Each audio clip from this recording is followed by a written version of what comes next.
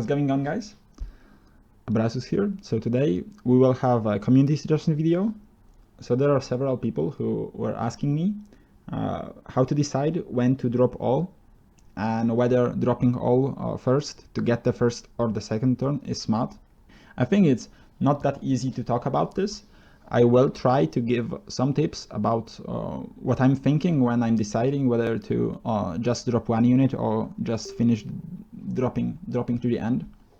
And I hope you will learn something from it. So let's start with the first phase, pre-deployment.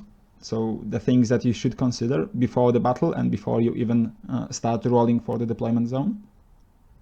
So the first question is, how do I expect the battle to go? So you have to understand what type of army are you playing. Are you playing an offensive army? Are you playing a defensive army? Are you playing a balanced army? And then you have to understand what type of army your opponent plays. So if you are playing a very shooting army and your opponent is playing a very close combat oriented army, you can expect that one of the players will like to drop all and get the first turn, because it can change the matchup significantly. Another question is, do you need extra space in the battle? So even if you are playing a defensive army, you don't necessarily want to stand on your board edge. You want to have a space to flee.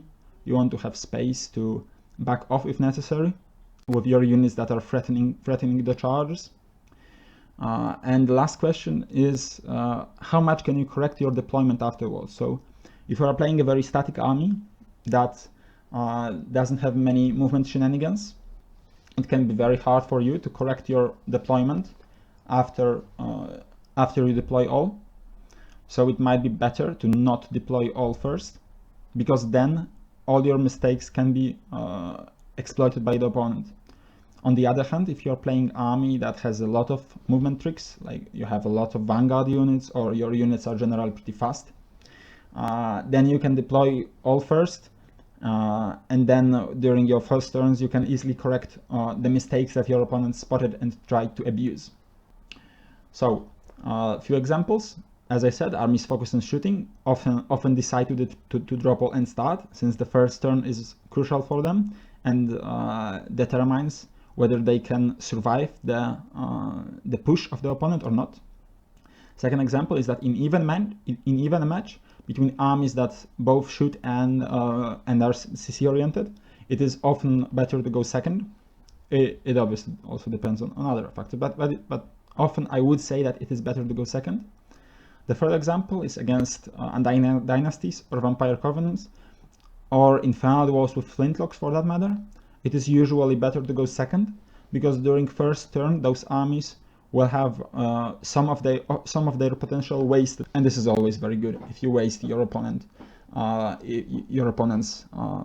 advantages. So the second type, what scenario are we playing? So the first question is always, can I win this scenario? This is the question that many players forget to ask themselves, and they are always trying to win this scenario. I think it's pretty important to understand that it is not always possible to win this scenario. It is sometimes only about trying to deny your opponent the scenario, and sometimes you cannot even do that. So if you can win this scenario, and if you are, for example, playing Breakthrough, it is usually better to go second, because your opponent cannot stop your last movements to get into his deployment zone. Also, if you're playing Hold the Ground with a very CC-oriented army, you don't necessarily need to go first, to go to the center as soon as possible, because your opponent wouldn't be able to contest the center anyway. And if he would be able to contest the center, he would need to do it by some weird conga lining at the end of the turn. So if you get another one extra turn and prevent his conga lining, then it would be much better for you. Do you want to avoid specific combats? So you have to look at the lists and answer if there are particular units that really don't want to meet each other. So if you have the first list with 30 Great Weapon Dwarf Warriors and 30 Shielded Dwarf Warriors, and the second list is with Raptors and with Dancers of Yama, The Raptors don't really want to face the Great Weapon Warriors, and the Dancers of Yama don't really want to face the Shield Warriors. So in the case of, in similar cases, maybe you don't want to deploy all first, because then your opponent will be able to deploy his units accordingly and get a favorable matchup for him. If there are no such skewed matchups, then this is a sign that maybe you can just deploy all first. Okay, during the deployment, so again, this is after you already deployed some units, and after your opponent already deployed some units, and then you need to choose if you want to drop all now or if you want to postpone it. So the fourth question, can you predict your opponent deployment?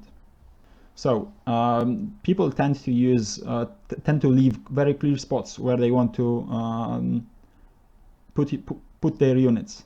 If you see those spots and the rest of your and the rest of the drops that he has is really, it really doesn't matter much, then maybe it's a good time to drop all. Remember that always you can choose to let your opponent start. So for example, if you're playing against vampires and your opponent has a skeleton block with Cult of the Damned that has not yet deployed, and there is a clear spot in the middle of his army where the skeleton block can be deployed, then you can pretty much assume that the block will be deployed there, and you can deploy your whole army, and most likely decide that you want your opponent to go first because you are playing against vampires. And other most important thing here to answer is if you deploy all now, what is the worst possible scenario? What will your opponent do that will do you the worst for the deployment you decide to go with? If you can live with the worst possible scenario, assuming that your opponent deploys perfectly, then you probably should go for deploying all. So there is an example from my previous video, one of the deployments of the Orcs and Goblin list from the ETC. So as you can see, I assume that I want to deploy all here, all first here. This is obviously a foolish assumption because I don't know my opponent. But I try to deploy in such way that every unit can go in, can have two different plans depending on what my unit wants to do, whether he wants to go into combat or just deploy on the left side and try to sneak out through this way. So the Goblin King and the Giant on the bottom can both go to the left and prevent the opponent from escaping together with Grotlings, or they can just go to the right and cover this flank from the right side of the impassable terrain.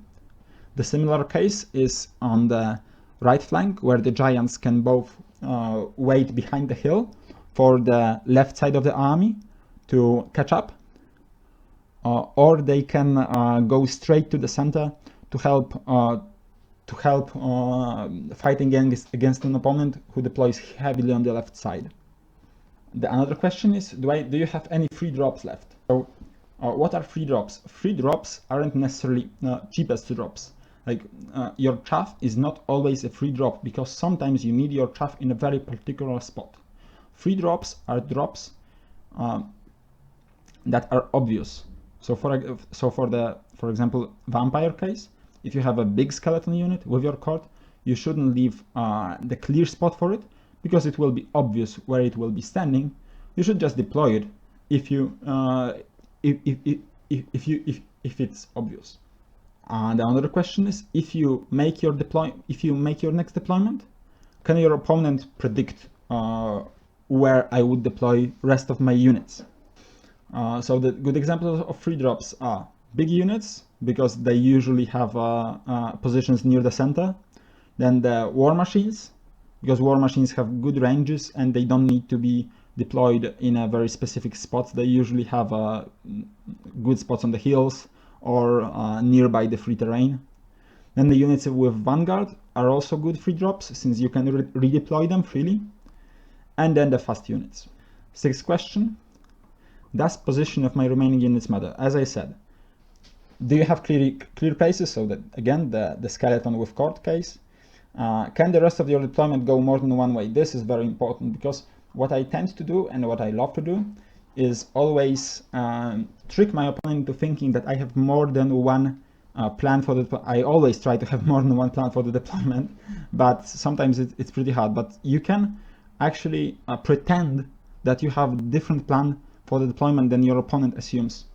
So you should always leave yourself at least two pretty much equally valuable possibilities. So your opponent doesn't necessarily know where do you want to have your whole army. This is much easier with the armies that are not really playing in the bubble. So armies other than the dynasties or the vampires, because for those armies you pretty much are playing within 12-inch bubble, and if you deploy one of your most important units, then it's pretty easy to guess where in which range the rest of your army will be. Few questions that you should ask yourself before deploying all the rest of your remaining units. So first, do you know how your opponent deployment will look like? And does your opponent know how your deployment will look like after you make only one drop? If possible, you should give your opponent hard choices, not a very straightforward ones. And the last thing, when deploying all, think about worst case scenario and adjust. So if your opponent would, if with your plan for the deployment, your opponent would drop all on the right side and he would be much better, maybe you should adjust your plan so that dropping on the right side and on the left side is pretty much equally good for him, so he has to make some hard decisions for this. Thank you guys for watching. I hope you enjoyed this video, and see you in the next one. Cheers!